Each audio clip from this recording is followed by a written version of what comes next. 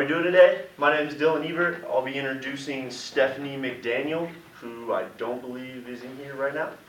I'm gonna put together a few minutes of her life just in a nutshell, get to know her real quick, and tell you about what I learned about her. We're gonna go over three main points. It's gonna be her upbringing, including her schooling, her life activities, and what she likes to do, and also what she wants to do and her future plans. So for her upbringing and life schooling, she was born in Colorado. She's been here her entire life. Her parents are separated, and throughout her childhood, she spent half the time at each house. She would be Monday at her mom's, Tuesday at her dad's, Wednesday at her mom's. So she was definitely busy going back and forth. As she told me, she kind of lived out of a bag her whole life, which I can relate to. I was kind of the same way. She spent a lot of time at her grandparents' house, being that her parents were separated, so work schedules didn't always work out.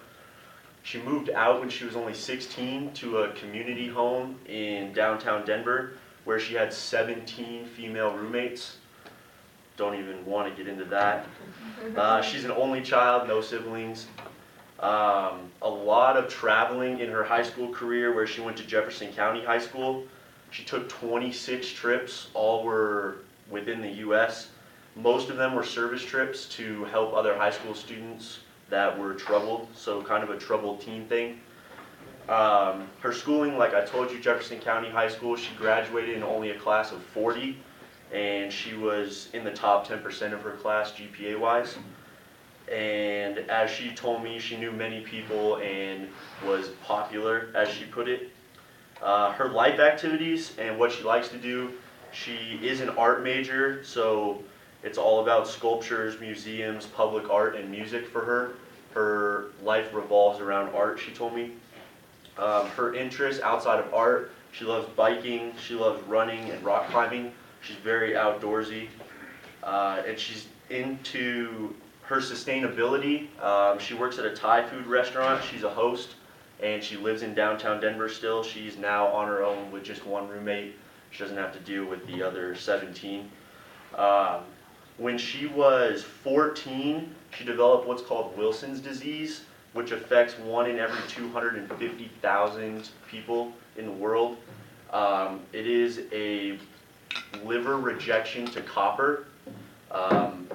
She told me that she pondered day after day for a couple months straight if she was going to wake up the next morning. It was a lot of definitely near-death experiences and operations. It's treated with zinc, so it wouldn't be odd to see her with a huge bottle of zinc in her purse or backpack. She takes 7 to 10 pills a day to kind of offset the deficiency to copper. The third thing, her wants and future plans. She wants to travel more, which is almost impossible.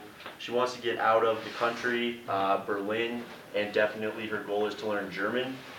She knows a little bit of French now and would also like to go to France. She wants to see the redwoods in California. That want developed when she was in the hospital.